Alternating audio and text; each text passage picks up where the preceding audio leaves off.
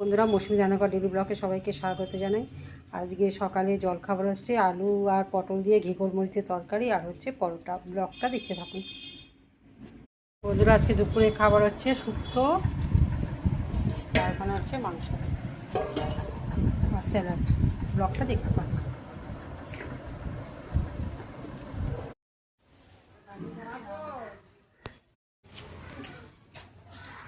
কাম ফিরে এলাম, দেখে দে ঢালি আমগুলো।